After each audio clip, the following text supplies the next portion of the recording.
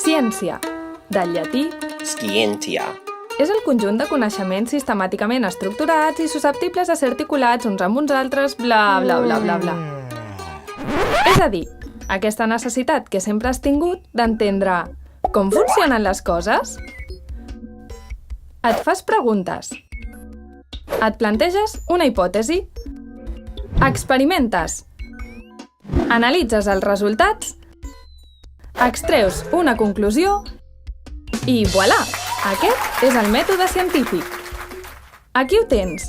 Igual que tu, els científics fan servir aquest mètode per resoldre grans interrogants, com per exemple, com un organisme s'adapta al seu ambient? I tu, alguna vegada t'has preguntat per què hi ha tanta varietat de gent? De fet, si comparem el nostre ADN, tots som un 99,9% idèntics. Del 0,1% de les diferències, algunes d'elles fan que estiguem millor adaptats a uns ambients o a uns altres. Per exemple, com que a Suècia no hi ha gaire llum, el color clar de la pell és ideal per deixar passar les radiacions solars i aprofitar millor la poca llum que hi ha. En canvi, a l'Àfrica, on la llum és tan forta, la pell ha de ser fosca per bloquejar l'accés de radiacions solars. Aquest exemple mostra com ens adaptem a les diferents intensitats de radiacions ultraviolades. Però els científics són ambiciosos i volen entendre tots els canvis implicats en adaptació. Com ho fan? Amb l'ajuda d'organismes com aquesta petita mosca. Una mosca? Sí, una mosca! De fet, grans avanços en genètica s'aconsegueixen primer amb mosques com aquesta, Drosophila melanogaster, o mosca de la fruita pels amics, que es fa servir com a organisme model. Model? Sí, model. Model són els organismes que es fan servir per fer experiments al laboratori, ja que són fàcils de mantenir en el laboratori. El seu cicle de vida és curt, per això no cal esperar gaire per veure canvis d'una generació a la següent.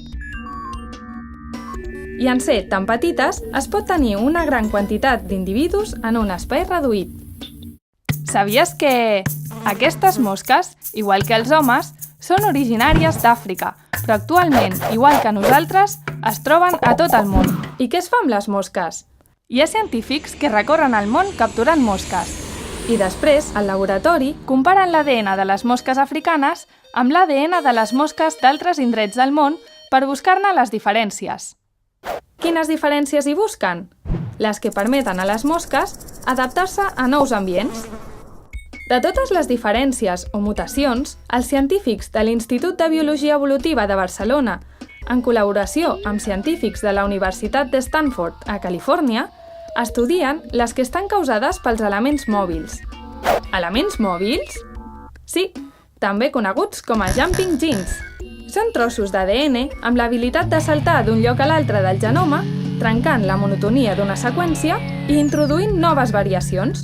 Es diria que són una mica com els rebels del genoma. Aquestes variacions són les que a vegades ens permeten adaptar-nos a nous ambients.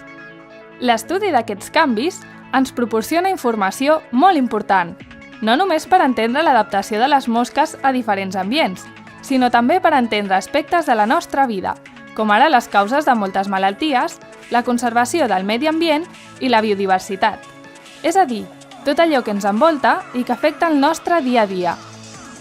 Com els científics, tu també t'has de preguntar el perquè de les coses i entendre el seu funcionament, saber com afecten el teu món i saber com canviar-les si és necessari per tal de tenir la capacitat d'adaptar-te i sobreviure a qualsevol situació, en qualsevol lloc i a tots els nivells. I això només podràs aconseguir-ho estant ben preparat. Encara hi ets a temps. Defensa els teus somnis. Recupera el teu futur. Deixa el ramat. La ciència està de la teva part perquè és part del teu món.